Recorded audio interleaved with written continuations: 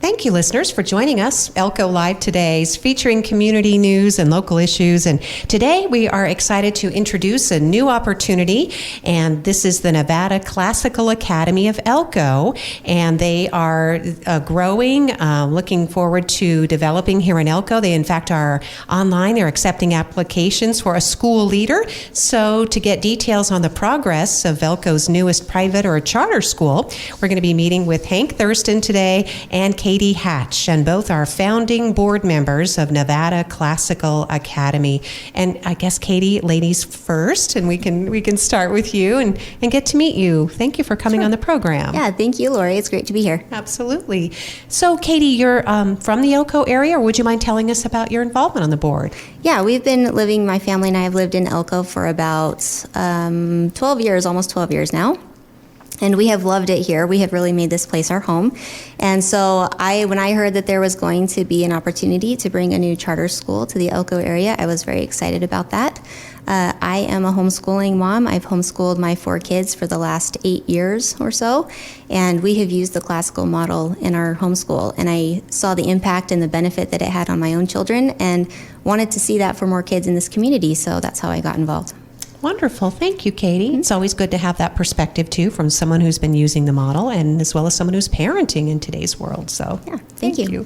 And then Hank Thurston is actually coming full circle with his friends here at Elko Broadcasting Company. Hank, you're already pretty well known in the community, but we should remind people of your role here, not only today, but what you accomplished in the past. You grew up in Elko, right, Hank?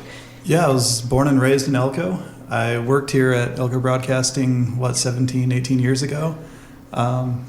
It looks a lot different. You put a lot of work in here. But it's good to be back. So I just moved back to Elko myself last October. So what's that, 4 months ago? And one of the things I was really looking forward to when I moved back here is the opportunity to be a part of this community again. And it was just fortuitous happenstance. I happened to have the right conversations with some of the right people, and they said, hey, we're trying to start this Hillsdale College sponsored charter school. And before I moved back here, I had just left a job as a lecturer of physics at Hillsdale College. And so with that connection made, the board was very welcoming and said, hey, we'd like to have your input here. We'd love for you to be a part of this. And it's just gone from there. It's been a great experience working with Cadie and the rest of the board, and looking forward to the prospect of just bringing more educational options to Elko, in this case, a classical model. Well, thank you, Hank. Hank Thurston, of course, an Elko High School graduate, and as you said, alumni of Elko Broadcasting Company. So we're going to talk more about, obviously, what the Nevada Classical Academy of Elko is. Both of you can kind of fill in. You probably figured out who likes to go first, but we do have the Elko Institute for Academic Achievement. So that is a charter school. And I guess, first of all, Cadie, is this endeavor a private or a charter school? That's a very good question. Thank you for asking. I wanted to clarify for our listeners the difference between a charter school, a public school, and a private school. So private schools, students are admitted based on tuition. So if they want to join that school, then families are required to pay a tuition amount to get that child into that school. As many of you are familiar with, the public schools are tuition free, and your children just attend that school. And the charter school is more along the lines of the public school. There is no tuition. We don't have any costs to get in. The charters are granted by a charter authority from the state of Nevada, and that is what we are working on right now, is applying to that charter authority to be granted a charter to open the school. So the school does not yet exist, but we have been working hard at it for the last 2 years to get that charter, to be granted that charter by the state, and we have high hopes that we will receive that charter this year. If we are granted that charter, then our charter school will open in the fall of 2025. And students are admitted through a lottery system. So if families are interested in having their student attend our school, they would fill out what we have right now is an intent to enroll form. Their students would then be placed into the lottery, and then students are chosen from that lottery system. We draw names. So we have no control over who gets in, But if parents are interested, they are more than welcome to apply and have their children put on our wait list. So this is all available on the website right now, and I navigated today. Super easy and straightforward. The form to enroll is there, as well as the employment, the job announcement opportunity. Yes, yeah, and just for clarifying, that intent to enroll form that is on our website right now is merely for interest, so that we can gauge how interested the community is. If we would have the correct number of students to start, we do believe we have enough interest to go ahead and start. But just so you know, if you fill out that application right now, it is not a formal enrollment application. That will happen later on when the school is established, but if families are interested, we do encourage them to fill that out so that we can show the state there is enough demand for the school. Cadie Hatch is a founding board member with the Nevada Classical Academy of Elko. And so, Hank, to you now to talk about the mission and vision and what parents and the community might expect again, and maybe does what makes the Classical Academy experience different than that, say, of Elko Institute for Academic Achievement or even public schools mission. Yeah, and that's something that I think is very unique to this charter school. Certainly something we don't currently have as an educational option here is that classical model. And one of the biggest things I've seen in just discussing this with the public at large is the question, well, what is a classical education? We hear this term thrown around a lot, but what does that actually mean?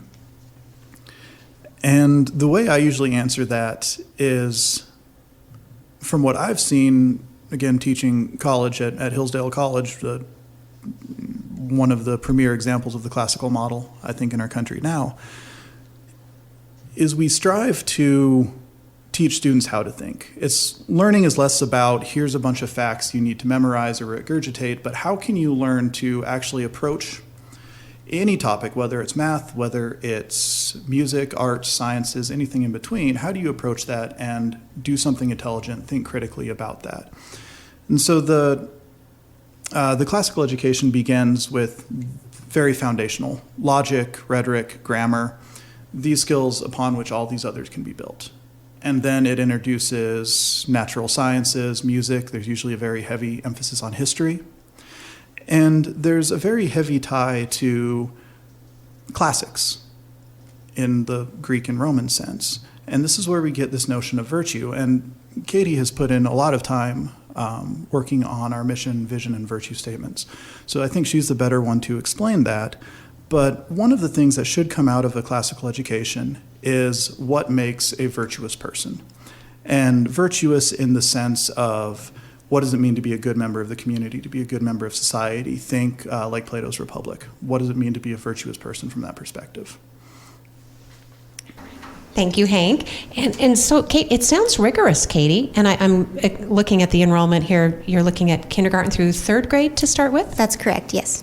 So how does that apply to kindergarten through third graders? What Hank described sounds pretty rigorous. It is very rigorous, but those small children can cope with the rigor. I've seen small children be able to do very well in a classical model, and they thrive on it. In the youngest ages, they do a lot of rote memorization, which I know has kind of fallen out of popularity, but it's so good for them when they're that little. When you think about a little kid, they get a lot of excitement and a lot of pleasure from being able to go up to somebody and tell them something that they've memorized. And they may not know what it means yet, but they can recite it, and that makes them feel good about themselves. And it gives them some confidence. And so we build on that when they are that young. The other thing that is really crucial in those K through 3 years are developing a solid foundation in literacy and numeracy. Being able to read is fundamental. We can't get into Plato's Republic or any of the other great things that Hank was talking about if the kids can't read. And so we have a very strong phonics-based program that we will use in our elementary years, and that rigor follows through in the math as well. They do a lot of memorization of math formulas, of the multiplication tables. We want to make sure that they are fluent in the language of math so that they can delve deeper into bigger ideas as they get older. Cadie is talking about, again, the model that she's helped to develop for Nevada Classical Academy that you've been using in your own homeschooling experience, too? A very similar model, not the exact same one. We are very excited that Nevada Classical Academy Elko is a Hillsdale-supported founding effort. And so our curriculum will be given to us by Hillsdale College.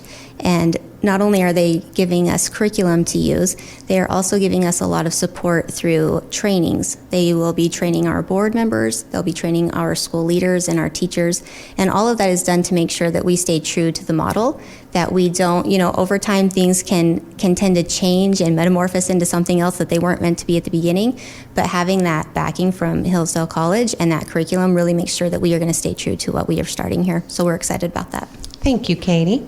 So Hank, when it comes to Hillsdale, and I also went online and they have a short video, which anybody can go online to the Nevada Classical Academy website and watch that video. And it talks about that, they expect people who benefit from Hillsdale to the training or setting up the charter school in their community to do good things. But is it provided free of charge? Or that's sort of hard to grasp, right? Because education's expensive. Education is expensive, and that's when this board started. There was some pretty hot debate about which way we wanted to go. If we wanted to go the charter route or we wanted to go the private route. And we wanted to go the charter route so that we could make this more accessible, so that there is no tuition. It's purely a lottery system. But you're right, education is expensive. And even before we get to the education, it's expensive just to go through the process we're going through now to get the application into the state and revise the application and get approval from the charter authority. And I have to say that the community has been incredibly supportive in helping us reach our funding goals to make that happen. Once we are chartered, and we are pretty confident about our prospects for our charter application this year. And once we are chartered, then we will receive state funding based on per pupil. There may be opportunities for federal funding for things like lunch and transportation, although that's something that will come down the road, not something that we'll be starting with.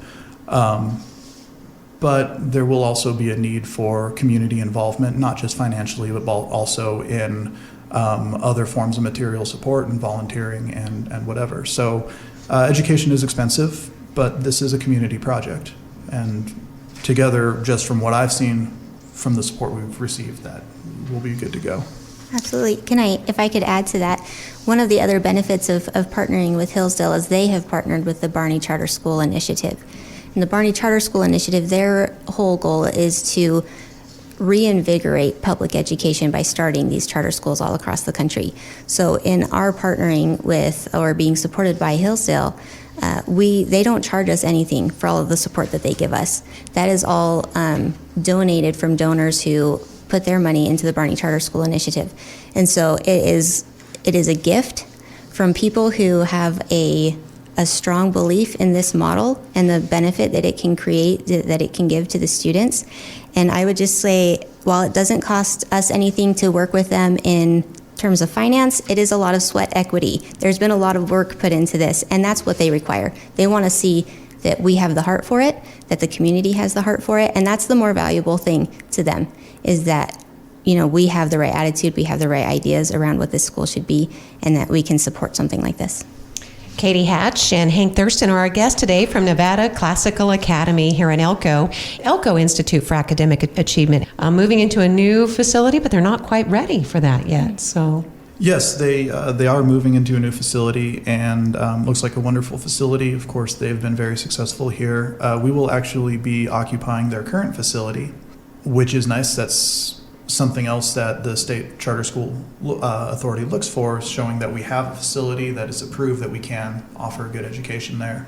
So we'll be able to transition into that, and that should last us for about 6 years before we have to look at additional facilities. Maybe, Bill, I was going to ask about that, a brick and mortar or online, so it'll be a brick and mortar school. Yes, definitely a brick and mortar school. We would love to partner with anybody in the community who has any desire to see something like this move forward. We are hoping in the future that we will be able to build a larger facility. We are starting as a K-3 school. However, every year we will add a grade. So we will be growing, and our goal is to become a K-12 school. How about the perspective of using some property tax, right? I think the Elko County Commissioner said they'd be willing to set aside 2 cents from the current property tax valuation toward the school. This is something that I know at least several of the county commissioners are very supportive of. Two of them sit on our founding board. Of course, public funding is a very multifaceted issue. Frankly, we'd be happy to get that funding. I don't think we'd want to turn funding down, but that would have to be something that the county commission would look at and say that, yes, this is a worthy use of those hard-earned tax dollars. Do you think that it might go out to a ballot initiative? Or, I mean, have you been through this process before, Cadie? Or how does that work? So the community has an idea of where the resource is going? I don't know. Several of our board members were involved with the starting of EIAA, so they would probably have better insight into that than either Cadie or I do. So to be honest, I don't know how to answer that. And that's only fair. You're both new to this process. And as you said, Elko Institute for Academic Achievement, I don't know if they did receive funding from the county or... I'm not sure. So, but obviously the difference with the charter school is that you do receive an allocation of the state distribution of schools funds Yes, per that's pupil. correct. Right. Yes, that's correct. So, and are you concerned about, because our state schools are in Nevada, our schools not funded as well as maybe where you attended school in Washington, Hank? Do you think about the funding per pupil requirement? So something I have learned speaking with other people involved in charter schools, as well as talking to people involved in our public schools, is that it all comes down to funding. And that's, of course, all dependent on how many students you have. So one of the things that the state requires us to do when we submit for this application is really have the budget pinned down.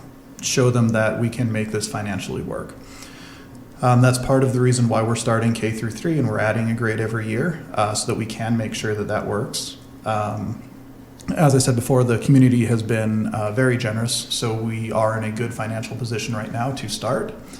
But the budget is tight, especially the first couple years. And while the model we have works, it won't be until we really hit year 4 or 5 that we'll be really able to start looking at new facilities and bringing in new things.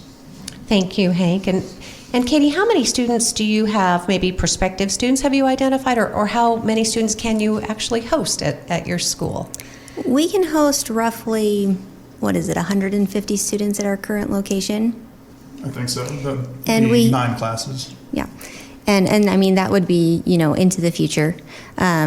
We will be starting with approximately, our class sizes will be about 22 in the kindergarten. Kindergarten through 3rd grade, there will be roughly 22 students per classroom. I was going to ask that question too, because all of the public school requirements do apply to a charter school, right, Cadie? That's important for people to understand. Classroom sizes, compensation for teachers, Yes. for example, benefits that teachers are paid. Right. Yes, Right. that is correct. And then in looking at the online at Hillsdale, they do offer the teacher training as well. Yes. Yeah, and that is something that I am very excited about because, once again, we want to make sure that things, what is being taught, how it's being taught, is all staying mission aligned, and that it's following that classical model. There's not a lot of teachers coming out of college right now being trained in the classical model, the classical way of teaching. And so that doesn't mean that they would not be great teachers. They'll be fantastic teachers, but this is a different way of doing things, and so having that support from Hillsdale will be really important for them as they go in and guide their students. We're talking with our guest today from Nevada Classical Academy. Not only we're training teachers for the future, I would imagine, Hank, that maybe working closely with Great Basin College because they have an education program. I know that during your special event coming up this weekend, you're featuring a college professor, so... We are. Dr. Herdlicka will be there to discuss Aesop's fables and how that can play into this classical education model. So I would say I'm looking very forward to that speech. I probably won't get to hear it because I'll be doing some fun science-based activities with any kids that are in attendance there. Are you doing constellations? We're doing constellations. We're doing what I call a virtual guided tour of the universe. Mm-hmm. And this is based on one of the labs I did with my Physics 100 students at Hillsdale College. toned down a little bit for an age-appropriate audience, but it'll start from right here where we're at, and I'm sure everybody's seen that animation. It's usually a guy laying on the sofa, and you zoom out and you see his house, and then the neighborhood, and then the city, and you just keep going and going and going until you're looking at the whole universe. And that's essentially what we'll be doing there. So that'll be fun for the kids. We've got some other constellation activities. They'll get to make little constellation projectors. So I think it'll be a good time for young and old alike. And that'll be this Saturday at the Boys and Girls Club, Cadie? That's correct, yes, at the Boys and Girls Club. It's from 5 to 6:30. Boys and Girls Club in Elko. Nobody go to Spring Creek. We're going to be in Elko. And we are very excited to give some more information about what classical education is. So while the kids are with Hank, parents can come in and talk to other board members. We are going to be presenting about the Hillsdale charter schools, the Barney Charter School Initiative. We'll be talking about the progress that we have made and the opportunity that we have to bring this school here and answer any questions that they have. We are also really looking forward to hearing feedback from parents, what they would like to see as we move forward with this model. We want to hear their feedback about various things that have to do with the creation of the school, and so we'll have a survey there for that, and we would love for anybody and everybody to come and support this effort. And Hank, anybody listening might say, wow, couldn't we have this for public schools, right? I mean, this comes back. You hear this a lot. I know you're prepared to talk about that. If charter schools are inclusive or exclusive, or people that really desire more for public schools, can you tell us your thoughts on that, Hank? Absolutely. Because you are a product of public schools. Yeah. Absolutely. And I think I got a very good education in Elko's public schools. But also talking to parents now, the public schools aren't what they were when I went through that system. And I've spoken to some of my friends who went through the same Elko public schools as I did, and we'd love to see a return to the quality of the education that we got. And I think that's a worthy goal, and one that I would like to do whatever I can to help achieve. But this is a different goal. It's not a competition. We're trying to provide more choice, and ultimately our job is to serve the community based on the community's needs with the classical education model.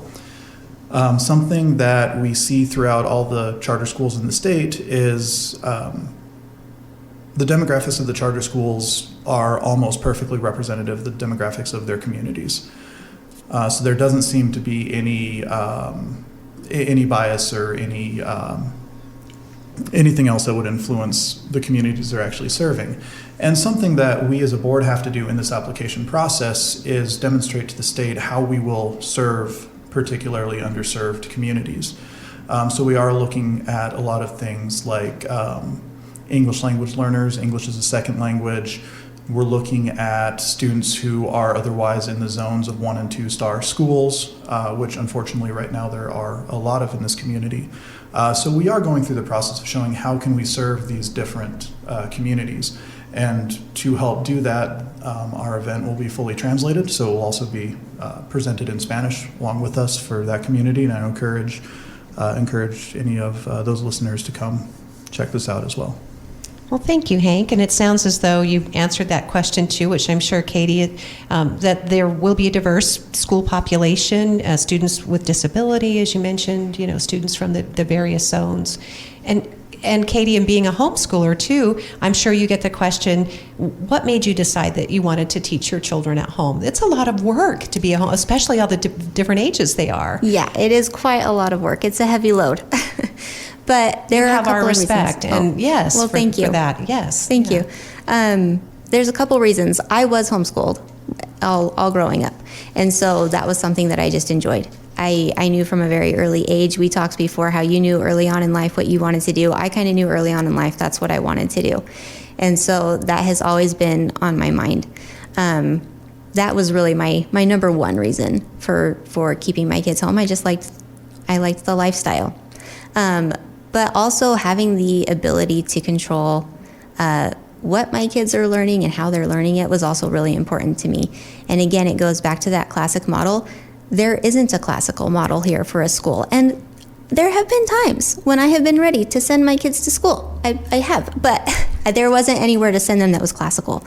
And that was the deal breaker for me. I needed a classical model if I was going to send them somewhere else because I love it so much.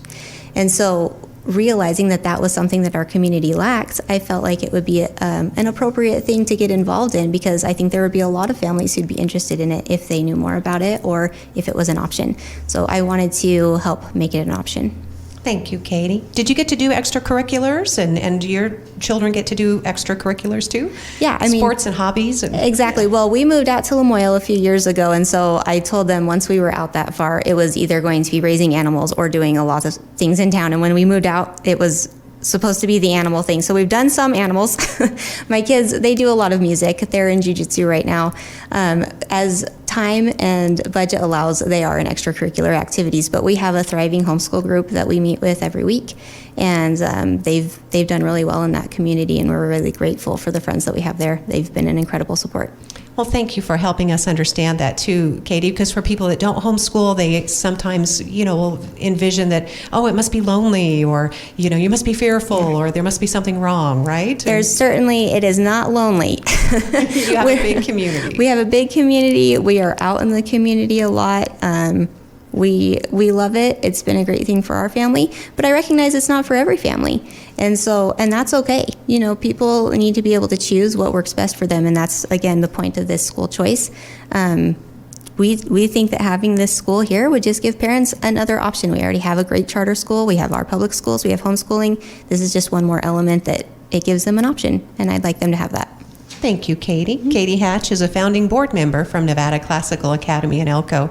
And I think, Hank, is there anything that maybe we left out? We tried to get to all the obvious things. Again, you have a special event. I guess the timeline's pretty important, too, for the project. The timeline's pretty important. We have to submit our application to the state in April. And we should hear back pretty soon after that. We need to hire a school leader sooner rather than later. I believe that application deadline closes on March 15th. So if you are interested in that, or you do have those qualifications, please check out our website and consider throwing your name into the ring for the school leader position. And then if we get approved, we hire that school leader. It's just going to be go, go, go, getting everything set up, facilities set up, getting desks, getting the physical curricula in hand, everything you don't think of about setting up a school, so that we're ready to go in the fall of 25. And if for some reason the charter doesn't come through, might you be ready to go in as a private school to start? Is that an option? Or? It's a conversation we've had. Everybody on this board wants to see this dream achieved one way or another. That's obviously not our first choice, because it does essentially prevent a lot of people that would really like to partake in this model. But that's a conversation we'd have to have with the board, and we'd have to have a serious look at. Absolutely. We know the per pupil cost of Elko County, in Nevada public schools. I don't have that exact figure with me, but it would require a tuition of probably, as I think was discussed, as you said, Hank, about $7,500 per pupil. So. That's about what it would look like for tuition. Yes. And I understand that is out of reach for a lot of people. And that's why we want to go the charter route. We applied, a year ago, right? Correct. And we were denied. So we've been through this once. The Charter Authority is very happy to see that we're still functioning as a board and we're coming back. We've had lots of exchanges with them in the past year, and the feedback has been very, very positive. So I am very confident that we will be approved.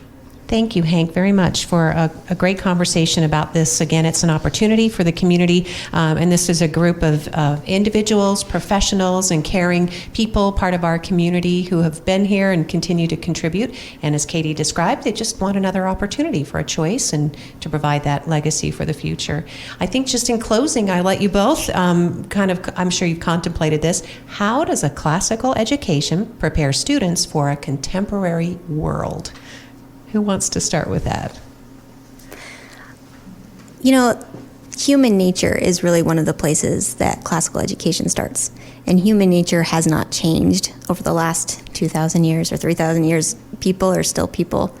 And so when we're talking about this contemporary world, we're still talking about people. People still want to know that there are others around them who are trustworthy, who are going to have the courage to do the right thing, who are going to work hard and persevere, who are going to control themselves and show some self-discipline, some self-restraint. Those are all valuable assets that we want in human beings, and those align with what we are doing in our school. Our school has 6 virtues. Not only do we focus heavily on academics, Another big part of our school is focusing on building moral character in our students, and it permeates the air in the school. It's not just like, oh, we talk about it every once in a while. It's every day. It's in many of the interactions and a lot of the lessons that they're going to have. We want to create virtuous citizens, virtuous people to be a part of this community. So we will encourage courage, courtesy, honesty, perseverance, self-government, and service. Those are the 6 pillars of virtue that we have for our school, and we are excited to bring that to our community. And I think having those virtues instilled in those students will help them in this contemporary world. Cadie, thank you. And same question for you, Hank. Absolutely. A classical education is foundational. It builds a foundation upon which you can do anything else. It does help to build that virtuous citizenship. It does build self-discipline. It teaches you how to think, how to analyze, how to critique something. And with that, you can have a foundation upon which you can build any educational career path you want. Hillsdale College does not have an engineering program, because as a classical school, that's not something that it really emphasizes. However, we routinely have students who graduate from Hillsdale College with degrees in math or physics or other things that go on to engineering graduate programs at some of the most prestigious colleges in the country, MIT, Caltech, etc., and they do very, very well in those. So it's really about building good character and building the ability to think and the ability to learn. And with those tools, you can do anything you want in the contemporary world. Hank Thurston and Cadie Hatch have been our guests today. And the best place to find more information, Hank and Cadie, is that your website? Yes, you can go to our website, nevadaclassicalacademyelko.org. We also have a Facebook page. You can just search Nevada Classical Academy Elko, and those are the best places to stay in touch with what we have going on. And please come to our event on Saturday. We are looking forward to it. Anything to add, Hank? Come to the event. It'll be a good time, family friendly. Bring your kids. We've got fun activities planned for them. We've got great information from our board for the adults in attendance. And also, we want that community feedback. We have to show the state that we are listening to and fulfilling the needs of the community, and that's what it's all about. Thank you. Thank you, our guest today. Thank you, listeners, for joining us. Again, go to the website or the Facebook page and be on hand for the Saturday event at Elko's Boys and Girls Club, and you'll get more information firsthand. But we appreciate your listening to today's program, and we appreciate our guest from Nevada Classical Academy, the founding board members here on Elko Live today.